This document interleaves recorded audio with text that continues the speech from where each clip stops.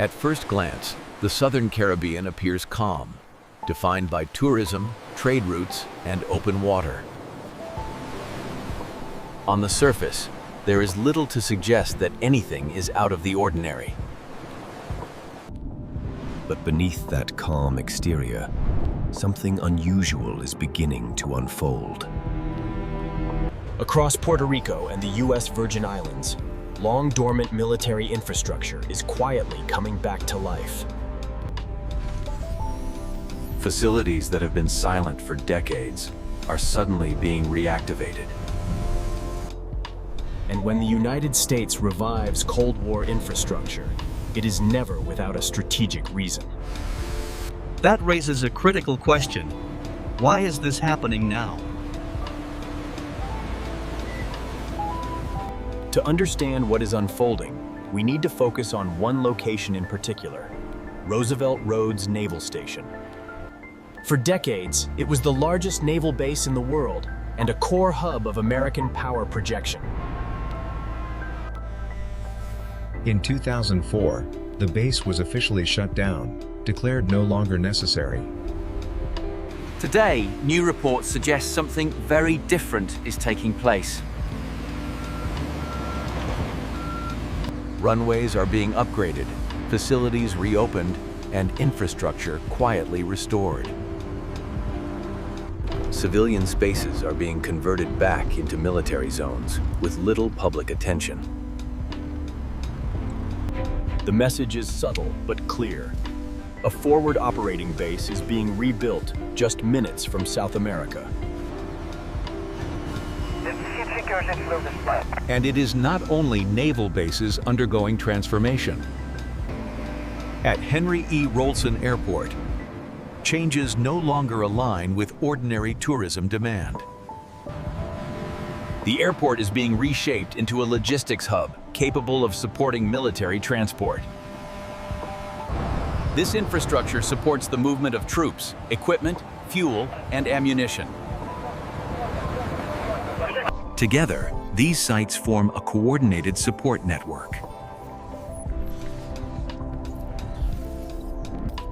That leads to an unavoidable question. What operation requires this level of preparation? The answer begins with two major strategic triggers. The first is intensifying global power competition. Intelligence assessments suggest foreign powers are seeking a permanent military foothold in Venezuela. For Washington, this crosses a strategic red line rooted in nearly 2 centuries of policy. And that places the Southern Caribbean at the center of a growing confrontation.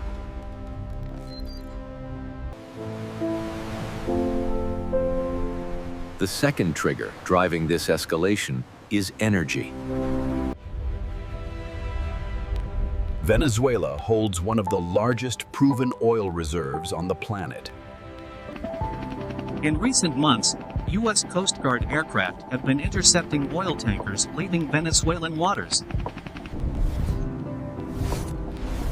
These actions are not random enforcement measures. They represent a classic pre-war strategy to cut off revenue before open conflict begins. By choking cash flow, pressure is applied without firing a single missile.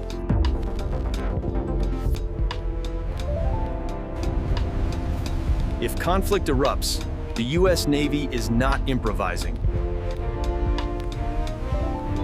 A carefully structured task force is already positioned in the region. At the core of this force is the destroyer USS Jason Dunham.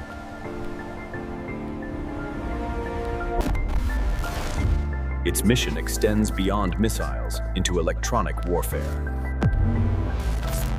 The ship's role is to blind radar systems and disrupt command networks. In modern warfare, confusion is often the first and most powerful weapon. Alongside it operates the USS Stockdale. This ship serves as the shield, protecting the fleet from incoming missile threats. Together, these destroyers create a defensive envelope that allows offensive operations to proceed.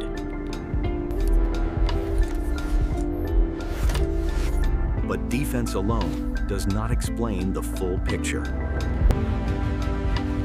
The most revealing asset is the amphibious assault ship, USS Iwo Jima.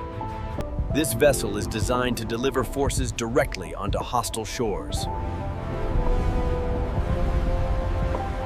You do not deploy this platform unless ground operations are part of the plan. The operation does not stop to the north.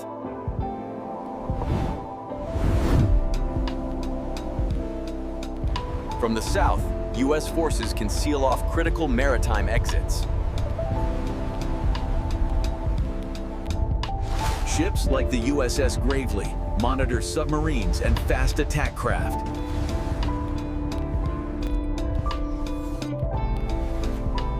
This ensures that nothing moves through the region without detection. But every operation requires centralized control. That role is filled by the USS Lake Erie, serving as the Air Defense Command Hub. But ships move slowly, and the first strike in any modern conflict comes from the air. Strategic bombers can strike directly from the continental United States without ever landing in the region. Their missiles are designed to hit from thousands of miles away before disappearing just as quickly. Supersonic aircraft follow, built for speed, surprise, and precision.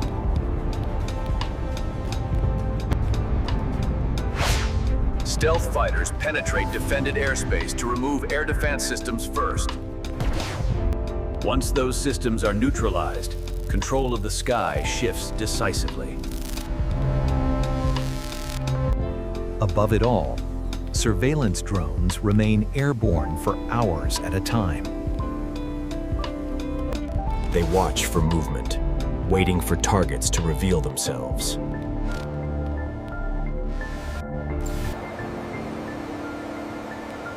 Aerial tankers allow aircraft to remain in the fight far longer than normal. Behind the scenes, logistics aircraft sustain the entire operation. War is not won by firepower alone, but by supply lines. This logistical pipeline is already active and expanding.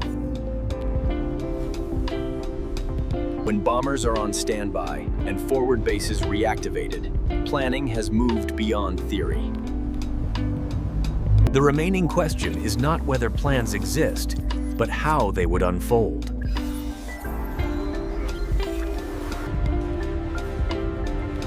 From Washington's perspective, this strategy targets far more than one country.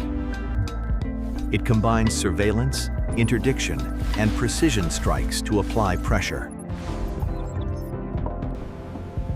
Hidden below the surface, attack submarines reshape the battlefield without being seen. These vessels collect intelligence and threaten devastating strikes without warning. A single torpedo carries enough force to cripple even the largest warship.